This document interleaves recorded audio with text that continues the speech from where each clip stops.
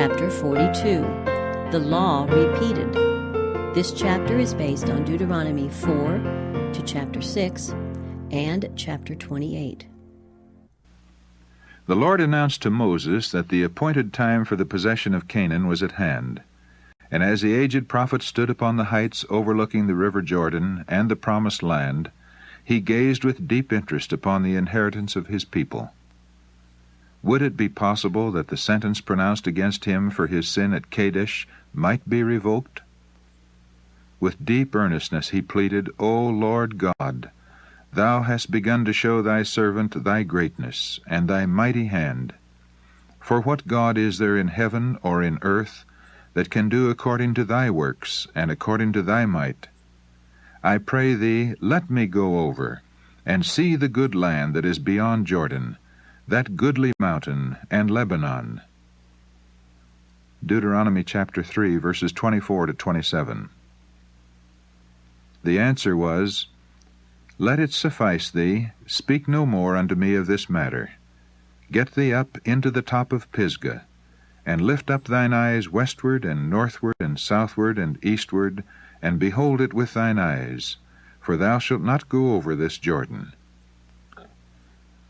Without a murmur, Moses submitted to the decree of God, and now his great anxiety was for Israel. Who would feel the interest for their welfare that he had felt? From a full heart he poured forth the prayer, Let the Lord, the God of the spirits of all flesh, set a man over the congregation, which may go out before them, and which may go in before them, and which may lead them out, and which may bring them in, that the congregation of the Lord be not as sheep which have no shepherd. Numbers chapter 27, verses 16 and 17. The Lord hearkened to the prayer of his servant, and the answer came, Take thee Joshua, the son of Nun, a man in whom is the Spirit, and lay thine hand upon him, and set him before Eleazar the priest, and before all the congregation, and give him a charge in their sight.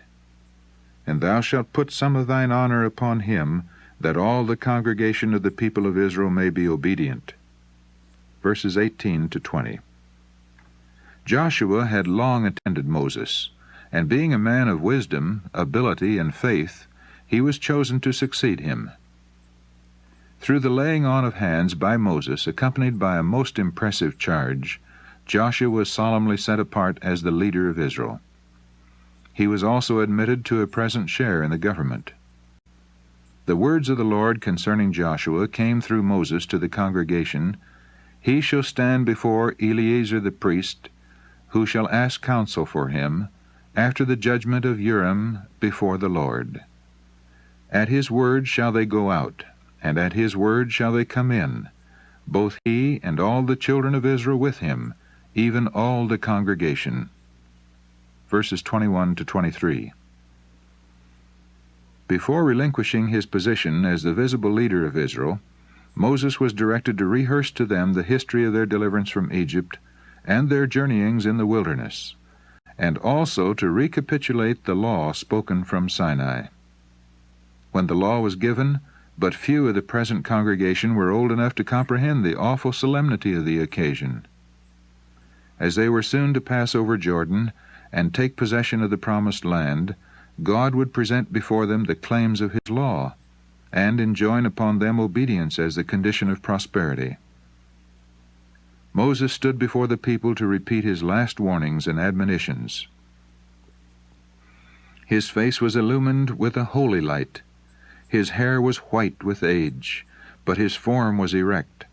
His countenance expressed the unabated vigor of health, and his eye was clear and undimmed. It was an important occasion, and with deep feeling he portrayed the love and mercy of their almighty protector.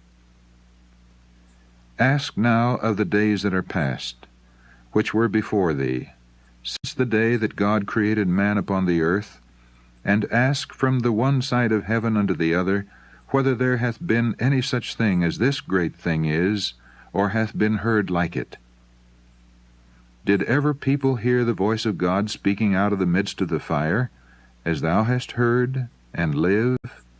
Or hath God essayed to go and take him a nation from the midst of another nation, by temptations, by signs, and by wonders, and by war, and by a mighty hand, and by a stretched out arm, and by great terrors, according to all that the Lord your God did for you in Egypt before your eyes? Unto thee it was showed, that thou mightest know that the Lord he is God, there is none else beside him. The Lord did not set his love upon you, nor choose you, because ye were more in number than any people, for ye were the fewest of all people, but because the Lord loved you, and because he would keep the oath which he had sworn unto your fathers, hath the Lord brought you out with a mighty hand, and redeemed you out of the house of bondmen, from the hand of Pharaoh king of Egypt. Know therefore that Jehovah thy God, he is God, the faithful God, which keepeth covenant and mercy with them that love him, and keep his commandments to 1,000 generations. Deuteronomy chapter 7, verses 7 to 9. The people of Israel had been ready to ascribe their troubles to Moses, but now their suspicions that he was controlled by pride, ambition, or selfishness were removed, and they listened with confidence to his words. Moses faithfully set before them their errors and the transgressions of their fathers. They had often felt impatient and rebellious because of their long wandering in the wilderness, but the Lord had not been chargeable with this delay in possessing Canaan. He was more grieved than they because he could not bring them into immediate possession of the promised land, and thus display before all nations his mighty power in the deliverance of his people. With their distrust of God, with their pride and unbelief, they had not been prepared to enter Canaan. They would in no way represent that people whose God is the Lord, for they did not bear his character of purity, goodness, and benevolence. Had their fathers yielded in faith to the direction of God, being governed by his judgments and walking in his ordinances, they would long before have been settled in Canaan, a prosperous, holy, happy people. Their delay to enter the goodly land dishonored God and detracted from his glory in the sight of surrounding nations. Moses, who understood the character and value of the law of God, assured the people that no other nation had such wise, righteous, and merciful rules as had been given to the Hebrews. Behold, he said, I have taught you statutes and judgments, even as the Lord my God commanded me, that ye should do so in the land whither ye go to possess it. Keep therefore, and do them, for this is your wisdom and your understanding in the sight of the nations, which shall hear all these statutes, and say, Surely this great nation is a wise and understanding people. Moses called their attention to the day that thou stoodest before the Lord thy God in Horeb. And he challenged the Hebrew host, What nation is there so great? Who hath God so nigh unto them, as the Lord our God is in all things that we call upon him for? And what nation is there so great, that hath statutes and judgments so righteous as all this law, which I set before you this day? Today the challenge to Israel might be repeated. The laws which God gave his ancient people were wiser, better, and more humane than those of the most civilized nations of the earth. The laws of the nations bear marks of the infirmities and passions of the unrenewed heart, but God's law bears the stamp of the divine. The Lord hath taken you, and brought you forth out of the iron furnace, declared Moses, to be unto him a people of inheritance. The land which they were soon to enter, and which was to be theirs on condition of obedience to the law of God, was thus described to them. And how must these words have moved the hearts of Israel, as they remembered that he, who so glowingly pictured the blessings of the goodly land, had been, through their sin, shut out from sharing the inheritance of his people. The Lord thy God bringeth thee into a good land, not as the land of Egypt, from whence ye came out, where thou sowest thy seed and waterest it with thy foot, as a garden of herbs, But the land whither ye go to possess it is a land of hills and valleys, and drinketh water of the rain of heaven. A land of brooks of water, of fountains and depths that spring out of valleys and hills. A land of wheat and barley and vines, and fig trees and pomegranates. A land of oil, olive, and honey, a land wherein thou shalt eat bread without scarceness. Thou shalt not lack anything in it. A land whose stones are iron, and out of whose hills thou mayest dig brass. A land which the Lord thy God careth for. The eyes of the Lord thy God are always upon it, from the beginning of the year even unto the end of the year. Deuteronomy chapter 8, verses 7 to 9, chapter 11, verses 10 to 12. And it shall be, when the Lord thy God shall have brought thee into the land which he sware unto thy fathers, to Abraham, to Isaac, and to Jacob, to give thee great and goodly cities, which thou buildest not, and houses full of all good things, which thou fillest not, and wells digged, which thou diggest not, vineyards and olive trees, which thou plantest not, when thou shalt have eaten and be full, then beware, lest thou forget the Lord. Take heed unto yourselves, lest ye forget the covenant of the Lord your God. For the Lord thy God is a consuming fire, even a jealous God. If they should do evil in the sight of the Lord, then, said Moses, ye shall soon utterly perish from off the land whereunto ye go over Jordan to possess it. After the public rehearsal of the law, Moses completed the work of writing all the laws, the statutes, and the judgments which God had given him, and all the regulations concerning the sacrificial system. The book containing these were placed in charge of the proper officers, and was for safekeeping deposited in the side of the ark.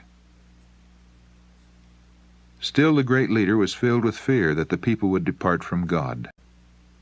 In a most sublime and thrilling address, he set before them the blessings that would be theirs on condition of obedience, and the curses that would follow upon transgression. If thou shalt hearken diligently unto the voice of the Lord thy God, to observe and to do all his commandments which I command thee this day, blessed shalt thou be in the city, and blessed shalt thou be in the field, in the fruit of thy body, and in the fruit of thy ground, and the fruit of thy cattle. Blessed shall be thy basket and thy store. Blessed shalt thou be when thou comest in, and blessed shalt thou be when thou goest out. The Lord shall cause thine enemies that rise up against thee to be smitten before thy face. The Lord shall command the blessing upon thee in thy storehouses, and in all that thou settest thine hand unto. But it shall come to pass, if thou wilt not hearken unto the voice of the Lord thy God, to observe to do all his commandments and his statutes which I command thee this day, that all these curses shall come upon thee, and thou shalt become an astonishment, a proverb, and a byword among all nations whither the Lord shall lead thee. And the Lord shall scatter thee among all people, from the one end of the earth even unto the other, and there thou shalt serve other gods, which neither thou nor thy fathers have known, even wood and stone.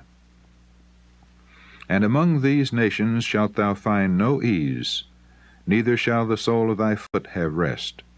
But the Lord shall give thee there a trembling heart, and failing of eyes, and sorrow of mind, and thy life shall hang in doubt before thee. And thou shalt fear day and night, and shalt have none assurance of thy life. In the morning thou shalt say, Would God it were even! And at even thou shalt say, Would God it were morning! For the fear of thine heart wherewith thou shalt fear, and for the sight of thine eyes which thou shalt see.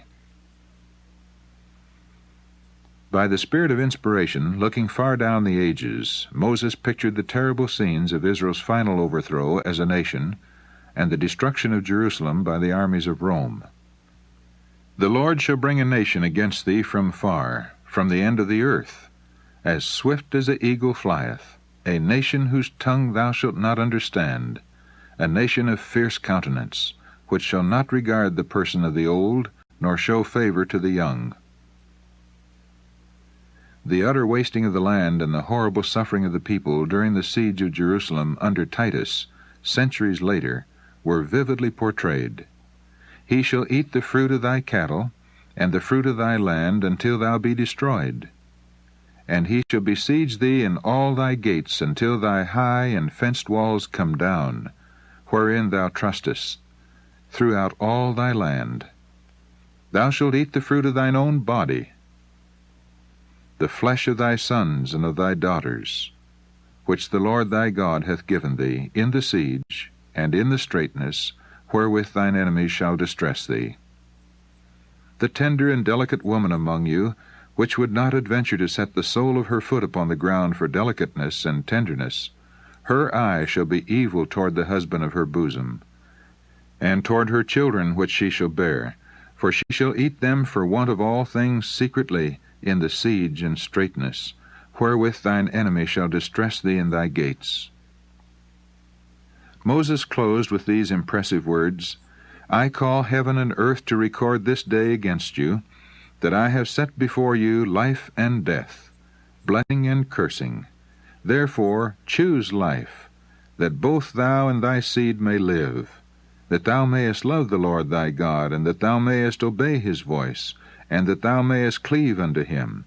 For he is thy life, and the length of thy days, that thou mayest dwell in the land which the Lord sware unto thy fathers, to Abraham, to Isaac, and to Jacob, to give them. Deuteronomy chapter 30, verses 19 and 20.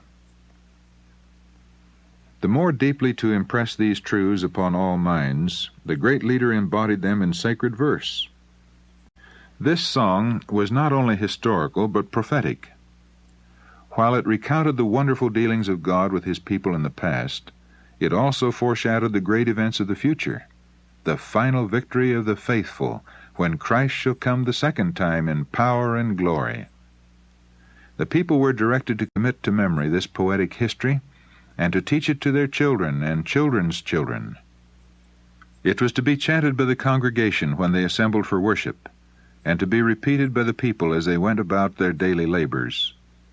It was the duty of parents to so impress these words upon the susceptible minds of their children that they might never be forgotten.